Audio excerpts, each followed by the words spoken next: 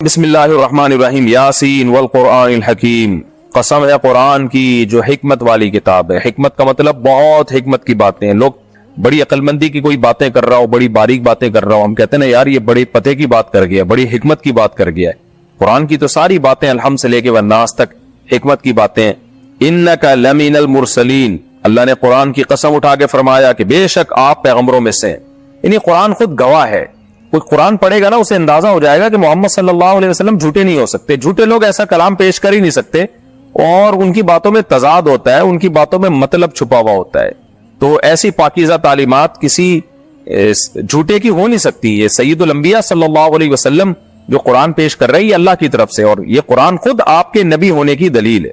علی صراط مستقیم، اللہ فرماتے ہیں آپ پیغمبروں میں سے بھی ہیں اور سیدھے راستے پر ہیں، کیونکہ صبح و شام آپ کو تانے ہی یہ ملتے تھے کہ آپ سیدھے راستے سے ہٹ گئے ہیں۔ تو اللہ کہہ رہا ہے ایسا نہیں ہے، یہ قرآن گواہ ہے کہ آپ پیغمبروں میں سے بھی ہیں اور آپ سیدھے راستے پر بھی ہیں۔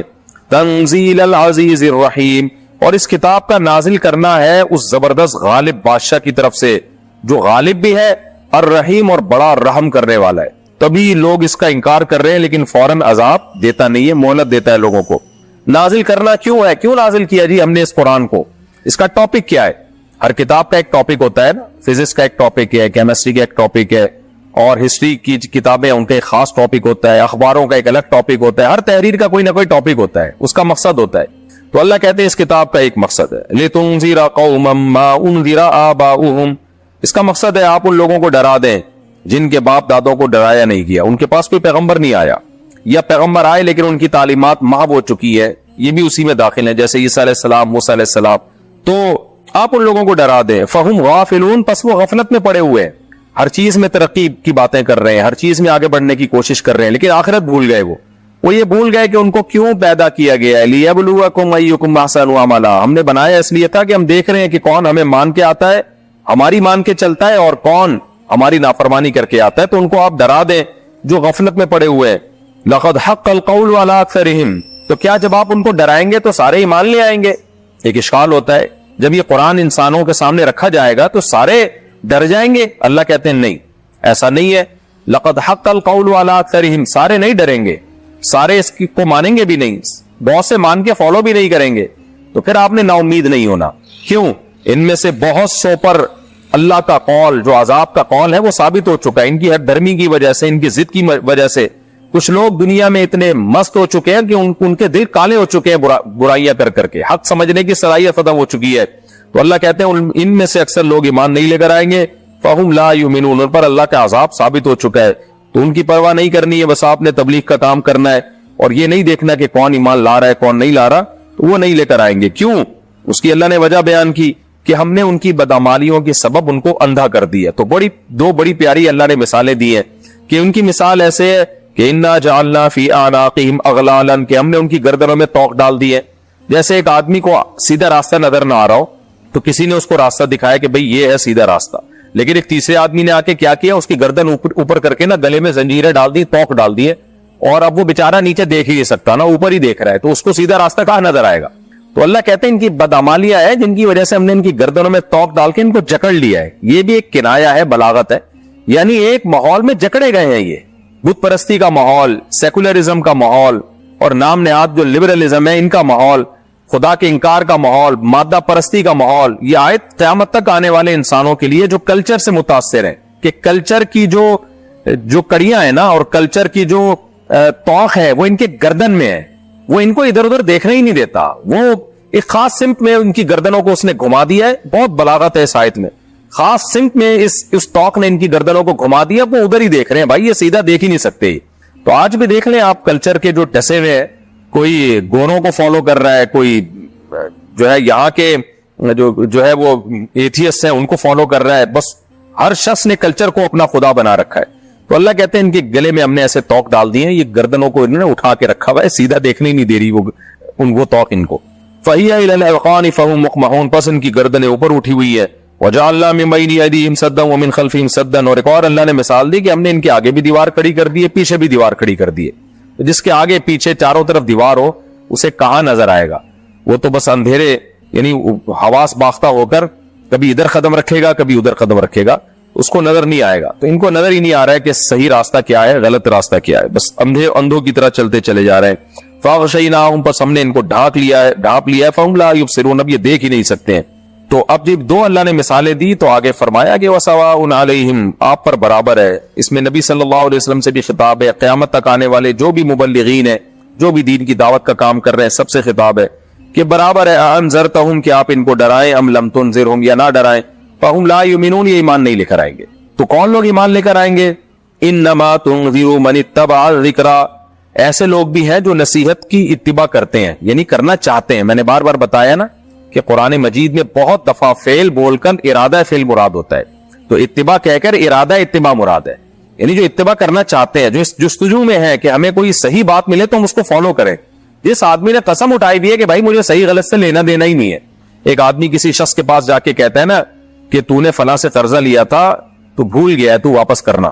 تو اگر وہ عقل مند ہوگا تو کہے گا اچھا مجھے یاد دلاؤ, میں تو واقعی مجھے یاد نہیں ہے, کچھ علامات بتاؤ, کچھ گواہ پیش کرو, تو میں دیکھتا ہوں, اگر واقعی مجھے یاد آ جاتا ہے یا کوئی تحریر ملتی ہے تو دے دوں گا, اور نہیں ملتی کوئی ثبوت تو پھر میں تو نہیں دوں گا. یہ حق پرست ہونے کی علامت ہے. اور ایک وہ ہے کہ آپ نے جا کے بتایا بھائی تم نے فلاں سے قرضہ لیا تھا, وہ کہتا ہے بھائی لیا تھا یا نہیں لیا تھا, مجھے اس سے بحث ہی نہیں ہے, میں تحقیق میں پڑھوں گا ہی نہیں. تو یہ علامت ہے بھائی یہ ضدی اور ہٹ دھرم ہے, اس سے کوئی غرض ہی نہیں ہے کہ کسی پہ ظلم کروں یا نہ کروں. یہی حال اللہ نے بیان کیا. انما تنذر من اتبع الذکر, اللہ کہتے ہیں آپ انہی لوگوں کو ڈرا سکتے ہیں جو نصیحت کی اتباع کرتے ہیں, جن کی عادت ہے کہ جب ان کو صحیح بات ملے نصیحت کی تو اس کو فالو کریں. وَخَشِيَ الرَّحْمَانَ بِالْغَیْبِ, اور رحمان سے ڈرتے ہیں بغیر دیکھے. وہ جاہلوں کی طرح اس کے متلاشی نہیں ہوتے کہ ہمیں خدا جب تک نظر نہیں آئے گا ہم ایمان نہیں لے کر آئیں گے. وہ علامات سے خدا تک پہنچنے کی کوشش کرتے ہیں اور اس پر ایمان لاتے ہیں, پھر بغیر دیکھے اس سے ڈرتے ہیں کہ جو اتنا طاقتور ہے وہ یقیناً عذاب دے سکتا ہے, اس کے عذاب سے ہمیں ڈرنا چاہیے. اور رحمان سے ڈرتے میں بھی بلاغت ہے کہ یعنی اللہ کی نعمتوں کو جب دیکھتے ہیں تو ان کو یقین آتا ہے وہ رحمان ہے, تو رحمان سے تو ڈرا تھوڑی جاتا ہے, رحمان سے تو محبت کی جاتی ہے.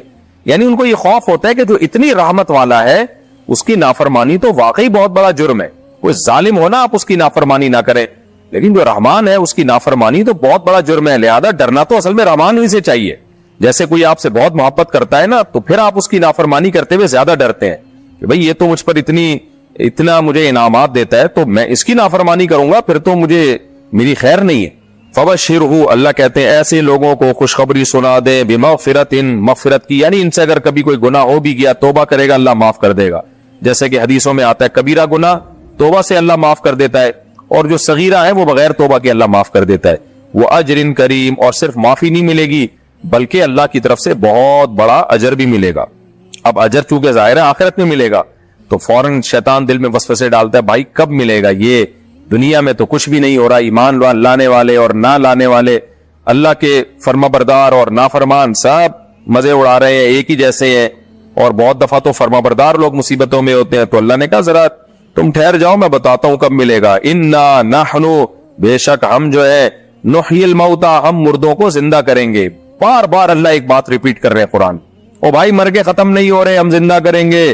وَنَكْتُبُ, پھر زندہ کر کے اللہ حساب کیسے دے گا؟ تو اتنے کروڑوں اربوں لوگ دنیا میں آئیں گے, ایک ایک عمل کس نے کیا کیا, کس نے کیا برائی کی, کیا اچھائی کی, کیسے پتا چلے گا تجھے؟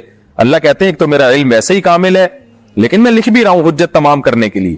وَنَكْتُبُ, میں لکھ رہا ہوں, مَا قَدَّمُوا, ان اعمال کو جو تم آگے بھیج رہے ہو. وَآثَارَهُمْ, اور ان اعمال کے اثرات کو بھی. حدیثوں سے یہ بات ثابت ہے کہ جو اچھا عمل کرتا ہے, نیکی کرتا ہے, تو اس کو نیکی کا بھی اجر ملتا ہے, اور اس نیکی کے اثرات جب تک قیامت تک قائم رہیں گے نا, وہ بھی اس کے لیے صدقہ جاریہ بنے گا. جیسے آپ نے کوئی کنواں کھدوا دیا, کوئی مدرسہ بنوا دیا, تو نیکی کی آپ نے نا, تو اس کے اثرات جب تک قیامت تک رہیں گے اس کا بھی اثر ملے گا. آپ نے کوئی برائی کی بنیاد رکھ دی, جیسے قابل نے حابیل کو قتل کر کے قتل کی بنیاد رکھی, تو حدیث میں آتا ہے اس کے جب قیامت تک جو بھی اثرات ہوں گے نا, اس میں حابیل کا بھی کچھ نہ کچھ حصہ, قابل کا بھی کچھ نہ کچھ حصہ ہوگا اس قتل میں. تو اللہ نے فرمایا جو کچھ تم آگے بھیج رہے ہو اور تمہارے آثار, ان اعمال کے آثار سب کو ہم لکھ رہے ہیں. وَكُلَّ شَيْءٍ أَحْصَيْنَاهُ فِي إِمَامٍ مُبِينٍ, اور ہر چیز کو ہم نے پہلے سے عطا کیا ہوا ہے ایک لوح محفوظ میں. یہ تو ہم حجت تمام کرنے کے لیے, لیکن اللہ کا علم تو پہلے سے کامل ہے نا, اس کو تو پتا ہے کون نیکی کرے گا کون برائی کرے گا, لیکن حجت تمام کرنے کے لیے اللہ نے اس کے بعد بھی لکھنے کا انتظام کیا ہوا ہے. تو تمہارا سب لکھا ہوا تمہارے قیامت کے دن سامنے آ جائے گا. یہ رکوع الحمدللہ کمپلیٹ ہو گیا سورہ یاسین کا. اب ہم چلتے ہیں جی اگلے رکوع کی طرف، سورہ یاسین کے اگلے رکوع کی طرف، اور